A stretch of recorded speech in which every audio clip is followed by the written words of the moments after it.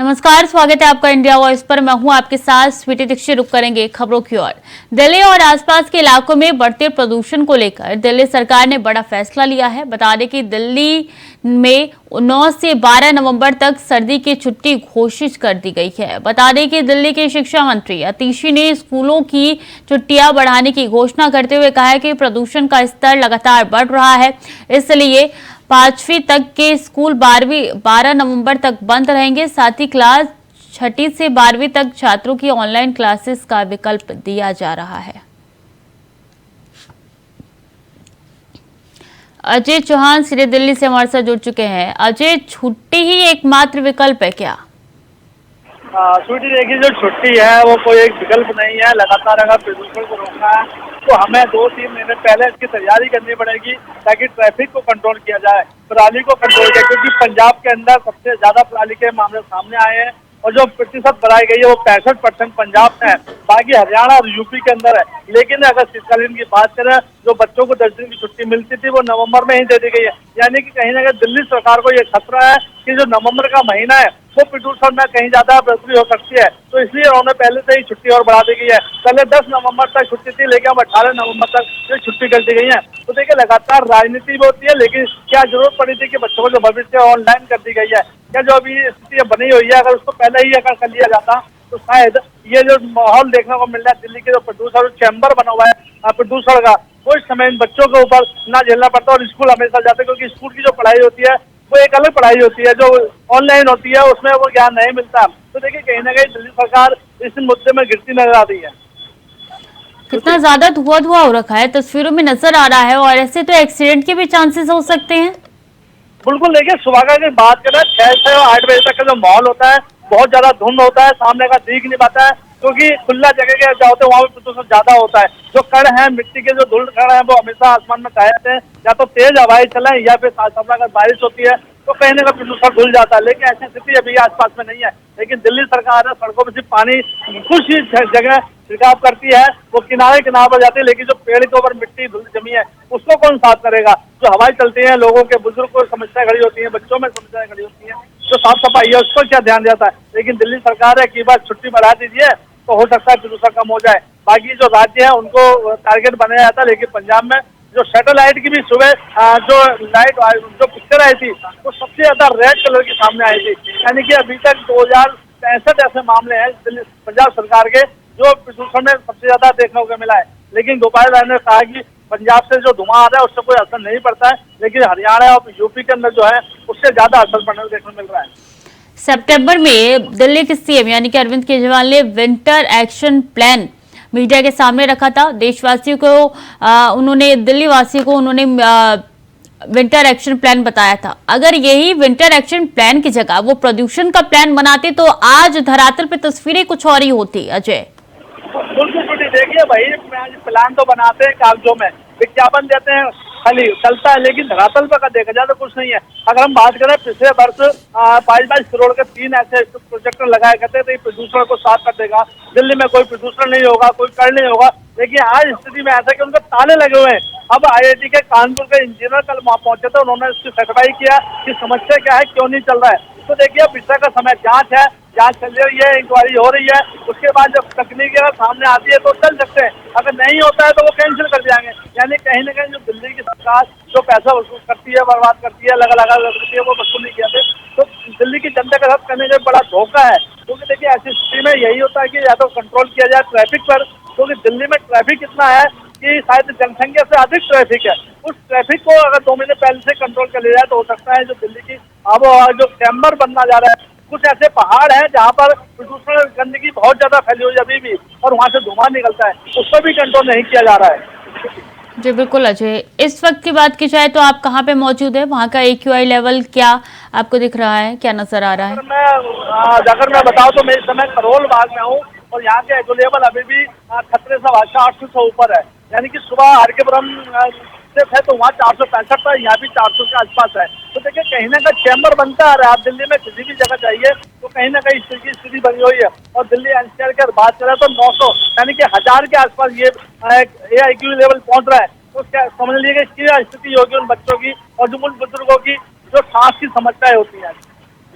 स्थिति काफी ज्यादा खतरनाक है, ये साफ तौर पर नजर आ रहा है। ऐसे में बुजुर्गों को और बच्चों को काफी ध्यान देना होगा, क्योंकि अगर इस तरीके की स्थिति रही तो जान पे भी बना सकती है। अजय, बिल्कुल, देखिए अस्पतालों में यही डॉक्टर भी दे रहे हैं कि इस तरह से अगर बुजुर्ग को घर में रहना चाहिए, हमेशा आंखों का चश्मा लगाकर या उनको धोते रहना चाहिए, बाहर ना निकले, क्योंकि अस्पतालों के डॉक्टरों का एक मानना होता है कि प्रदूषण जो होता है वो फैल होता है और आंखों में जलन मात्रा की जो होती है वो ज्यादा होती है कि जैसे कोई मिर्ची या कोई चीज जल गई हो तो आंखों में जलन होती है, सुबह आंखें रगड़ ली जाती है तो उससे काफी नुकसान होता है।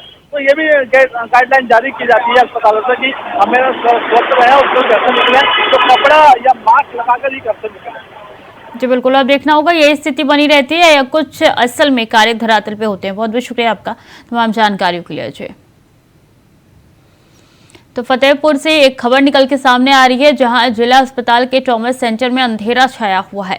बता दें कि काफी दिनों से ट्रॉमा सेंटर का इन्वर्टर खराब है, जिसके चलते मोबाइल की रोशनी में मरीजों का इलाज चल रहा है। तो वहीं जिला अस्पताल के ट्रॉमा सेंटर में गंभीर मरीज आते हैं।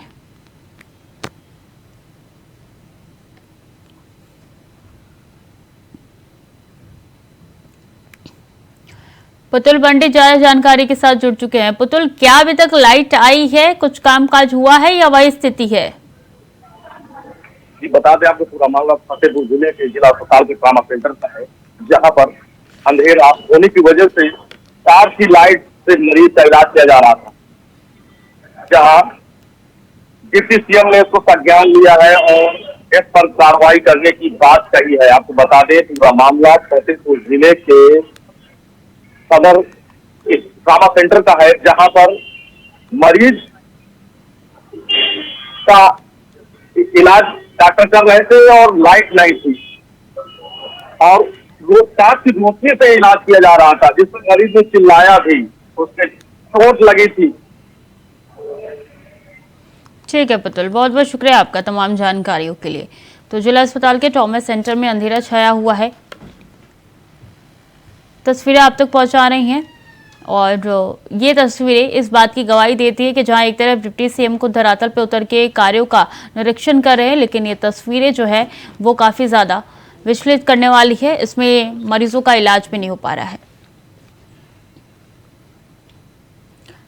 ललितपुर में पुलिस और शातिर हिस्ट्री शीटर के बीच मुठभेड़ हो गई, जहां मुखबिर की सूचना पर पुलिस से गिरफ्तार करने गई थी तो पुलिस टीम पर हिस्ट्री शीटर ने फायरिंग कर दी, जिसके बाद जवाबी फायरिंग में बदमाश के पैर में गोली लग गई। बता दें कि शातिर के कब्जे से अवैध तमंचा और बाइक बरामद की गई है। बताया जा रहा है कि शातिर पर हत्या, लूट और राहजनी जैसे दर्जनों मामले दर्ज है।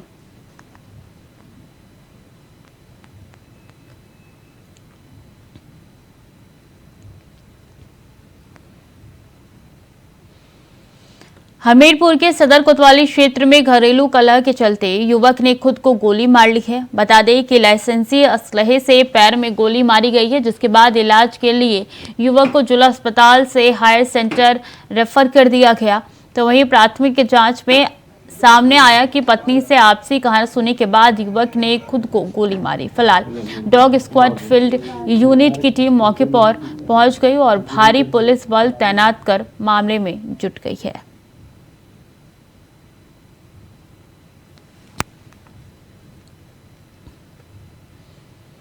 खबर गाजियाबाद से है, जहां पिंकी और टोनी गैंग में खूनी जंग हो गई है। बता दें कि महिला गैंगस्टर और दूसरे गैंगस्टर के बीच गैंग वॉर हुई है। वहीं शूट आउट में 3 बदमाशों को गोली लग गई। साथ ही मौके से 5 तमंचे और 18 खाली खोखे मिले हैं। गोली लगने से दोनों गैंग के 3 लोग घायल हो गए। 24 नामजद सहित 12 अज्ञात के खिलाफ केस दर्ज किया।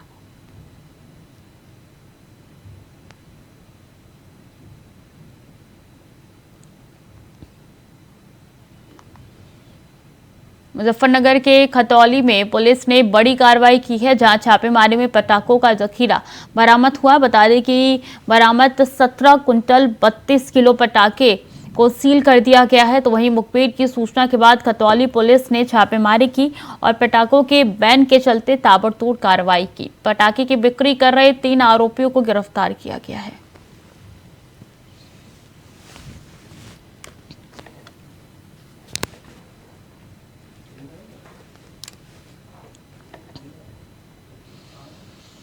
कानपुर के गुजैनी थाने क्षेत्र में रामगोपाल चौराहे पर लगने वाली सब्जी मंडी में जमकर मारपीट हुई है। बता दें कि सब्जी विक्रेताओं के बीच में आपस में जमकर मारपीट हुई, जहां एक पक्ष में महिला सहित युवक की डंडों से जमकर की गई पिटाई, जिसका वीडियो सोशल मीडिया पर वायरल हो रहा है।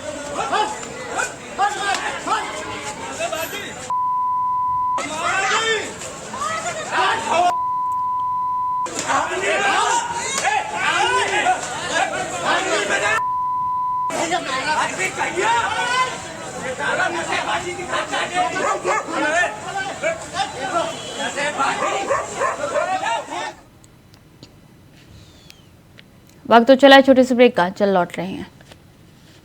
ब्रेक के बाद एक बार फिर से स्वागत है आपका। खबरों में आगे बढ़ेंगे। मथुरा पुलिस ने एक हत्या का खुलासा किया है, जहां बेटे ने ही अपने पिता की हत्या की साजिश रची। बता दें कि पुलिस ने हत्या करने आए 11 बदमाशों को गिरफ्तार किया, जिसमें से 4 बदमाश पुलिस मुठभेड़ में गोली लगने से घायल हो गए।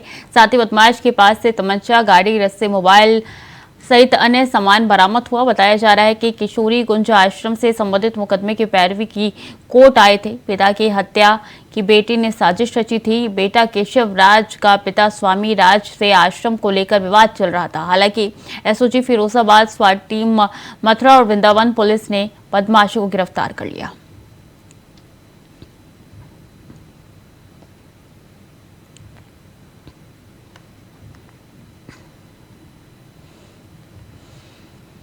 कन्नौज के कनौली पट्टी के पास से एक वीडियो वायरल हो रहा है, जहां ऑटो में आलू के बोरे पर स्कूली बच्चों को बैठे हुए नजर आ रहे हैं। बता दें कि बोरे पर स्कूली बच्चों के बैठाने का वीडियो वायरल हो रहा है, जिसमें ऑटो चालक छात्रों की जिंदगी से खिलवाड़ कर रहे हैं। तो वहीं तिरवा कस्बे के एक इंटर कॉलेज के बच्चे बताए जा रहे हैं।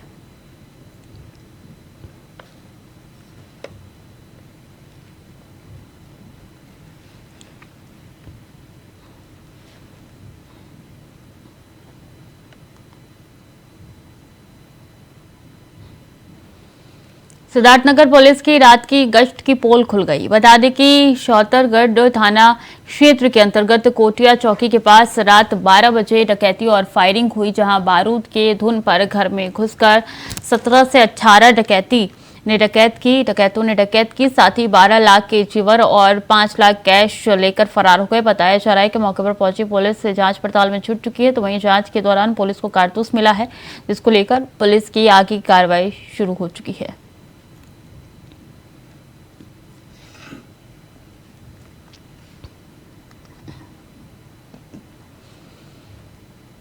रायबरेली के लालगंज कोतवाली क्षेत्र के संदिग्ध परिस्थितियों में अज्ञात महिला का शव मिलने से सनसनी मच गई। बता दें कि महिला की हत्या नदी में शव फेंकने की आशंका जताई जा रही है। तो वहीं स्थानीय लोगों ने शव को देखकर डायल 112 पुलिस को सूचना दी, जिसके बाद सूचना पर पहुंची पुलिस ने शव को कब्जे में ले लिया है। आगे की जांच पड़ताल में जुट गई है।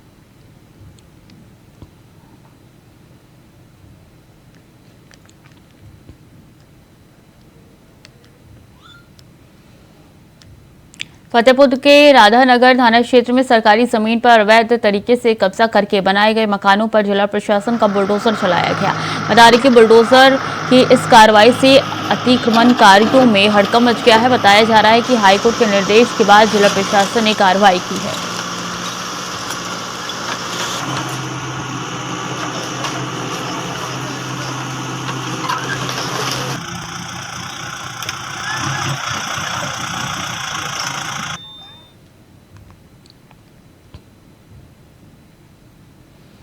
मुरादाबाद में लखनऊ हाईवे पर भीषण सड़क हादसा हो गया, जहां हाईवे पर धुंध और तेज रफ्तार के कारण 3 गाड़ियां टकरा गई। बता दें कि पहले खड़े ट्रक से एक गाड़ी टकराई और फिर 2 मैजिक गाड़ियां टकरा गई। बताया जा रहा है कि हादसे के दौरान एक की मौत हो गई, बाकी 2 लोग गंभीर रूप से घायल हो गए, जिनको इलाज के लिए अस्पताल भेजा गया है। वहीं मृतक की शिनाख्त कराते हुए बॉडी को पोस्टमार्टम के लिए भेज दिया गया है।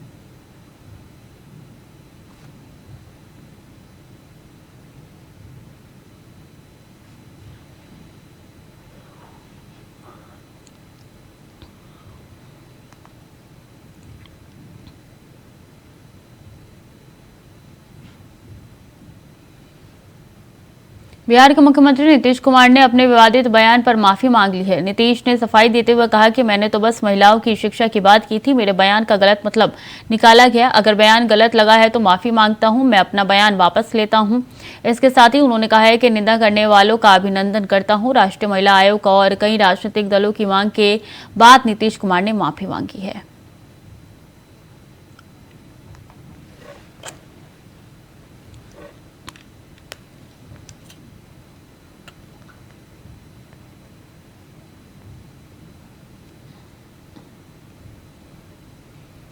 सीधे चलेंगे जहां पे गुना में पीएम मोदी क्या कुछ कह रहे हैं, आपको सुनवाते हैं। वाकई ऊर्जा से गरीबों की जिंदगी भी बचानी थी। आपकी ऊर्जा, आपका उत्साह परेशानियों से मुक्ति भी दिलानी, ये साफ साफ बता रहा है। मेरी माताएं बहनें इतनी बड़ी तादाद में हम एक स्वर से बता रहा है। आपके आशीर्वाद एक लक्ष्य को लेकर के बता रहा है। मेरी बहुत बड़ी ताकत। फिर एक बार वो घिसी पेटी फिर से वो मार देंगे, फिस स्प्रे मोट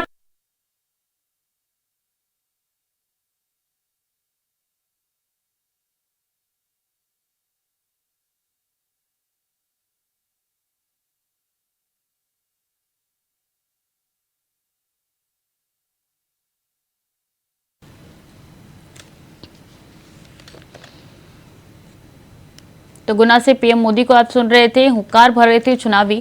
खबरों में आगे बढ़ेंगे। हरियाणा घूमने आने वाले पर्यटक अब हॉट एयर बैलून सफारी का लुत्फ उठा सकते हैं। हरियाणा के सीएम मनोहर लाल ने पंचकुला के पिंजौर में हॉट एयर बैलून सफारी का शुभारंभ कर दिया है। उम्मीद जताई जा रही है कि हॉट एयर बैलून सफारी शुरू होने से इन क्षेत्रों में पर्यटकों की तादाद बढ़ेगी। सीएम मनोहर लाल ने विधानसभा अध्यक्ष ज्ञानचंद गुप्ता, कैबिनेट मंत्री कंवरपाल गुर्जर के साथ पहली उड़ान भरकर इसकी शुरुआत की है। इस खास अवसर पर सीएम मनोहर लाल ने कहा है कि यमुनानगर के हथिनी कुंड बैराज पर वाटर स्पोर्ट्स एक्टिविटी की शुरुआत करेंगे।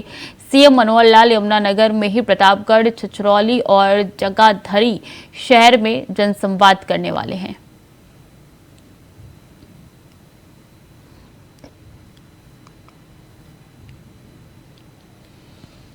चलिए सुनते हैं गुना में पीएम मोदी क्या कुछ कह रहे हैं। लेकिन 2014 में आपने हमें सेवा का अवसर दिया। डबल इंजन की सरकार बनने के बाद से एमपी के विकास ने असल तेजी पकड़ी है। जब 10 साल केंद्र में कांग्रेस की सरकार रही तो एमपी का बजट 20,000 करोड़ रुपए से बढ़कर 80,000 करोड़ रुपए के आसपास ही पहुंचा था।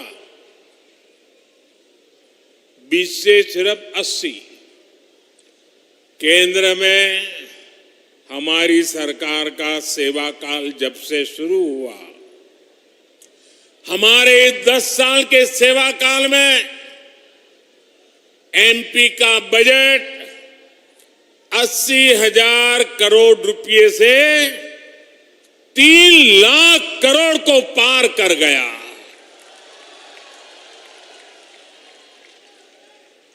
यानी एमपी की अर्थव्यवस्था का तेजी से विस्तार हो रहा है।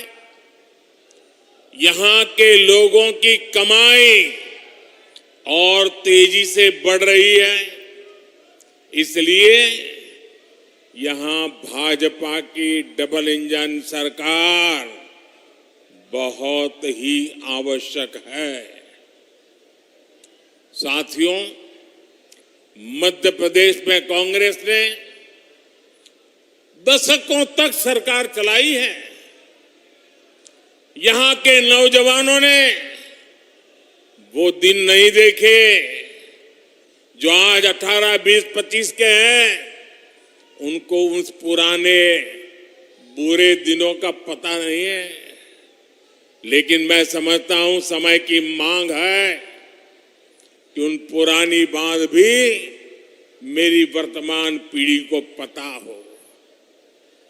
कांग्रेस ने यहां विकास का जो मॉडल विकसित किया था, अगर मुझे एक शब्द में कांग्रेस के विकास के मॉडल का वर्णन करना है तो वो मॉडल क्या था? वो मॉडल था लापता मॉडल। लापता मॉडल। बिजली लापता, सड़क लापता, पानी लापता, रोजगार, गरीबों के घर। कांग्रेस के लापता मॉडल में गुना से पीएम मोदी को सुन रहे थे आप। कांग्रेस पर जमकर निशाना साध रहे तो वो कह रहे थे कांग्रेस का मॉडल लापता मॉडल है। चलिए खबरों में आगे बढ़ेंगे। जल जीवन मिशन के तहत हर घर जल पहुंचाने का काम किया जा रहा है। इस योजना के तहत बुलंदशहर के लोगों को भी लाभ मिल रहा है। ये रिपोर्ट देखिए। उत्तर प्रदेश सरकार के द्वारा हर घर जल योजना के तहत घर घर में पेयजल की व्यवस्था की जा रही है। वहीं उत्तर प्रदेश के बुलंदशहर में भी गांव-गांव में भी सरकार द्वारा शुद्ध पेयजल की व्यवस्था करवाई जा रही है। गांव में टैंकी लगवाकर लोगों को पेयजल का लाभ दिया जा रहा है। बुलंदशहर के नथेला हसनपुर गांव की बात करें तो ग्रामीणों के लिए सरकार द्वारा पेयजल की व्यवस्था कराई जा रही है। गांव में टैंकी लगवाकर घर घर कनेक्शन करवा दिया गया है। वहीं नगर के चांदपुर इलाके में घर घर पेयजल योजना के तहत टैंकी लगवाई गई है, जिससे स्थानीय लोगों को काफी लाभ मिल रहा है। सरकार की जो योजना है मेरे हिसाब से तो सभी के हिसाब से सही है और पानी जो आता है स्वच्छ आता है, अच्छा क्लियर आता है, पीने लायक भी पानी है। सरकार की योजना मेरे हिसाब से अच्छी है। हम बहुत परेशान थे, अब सही है, नहाना धोना सब कर रहे हैं। टंकी से टंकी लग गई है? लग गई है टंकी। आप सब खुश हैं? अब खुश हैं। हाँ पानी सही आ रहा हो टंकी में। नल से ही करे भैया, क्या करते नल दोबारा ही करे पानी। अब तो लत्ता भी है, सब सब्जी रोटी भी सब बना में यही सब। सरकार की इस महत्वाकांक्षी योजना को लेकर बुलंदशहर की न सिर्फ आवाम खुश है, बल्कि ग्राम प्रधान और सभासद भी इस योजना के फायदे गिनवा रहे हैं। बहुत अच्छी योजना है सरकार की। पहले नल से पानी खींचना, नल उतर जाना, पानी की कमी होना, ये सरकार ने जो पहल की है ये बहुत अच्छी पहल है। जिस दिन से टंकी लगी है हमने तो अपना नल ही बंद कर दिया। अब जो प्रदेश सरकार केंद्र सरकार की जो योजनाएं हैं वार्ड वासियों को उसका लाभ मिल रहा है। अच्छा, सरकार की इस पहल से कहीं ना कहीं शुद्ध जल की व्यवस्थाएं सरकार द्वारा कराई गई है। यकीनन सरकार की मुहिम अब धरातल पर रंग ला रही है। बुलंदशहर जैसे जिलों में लोगों की प्यास बुझ रही है। Bureau report, India voice. तो फिलहाल के लिए बुलेटिन में इतना ही। खबरें लगातार जारी है, देखते रहिए इंडिया वॉइस।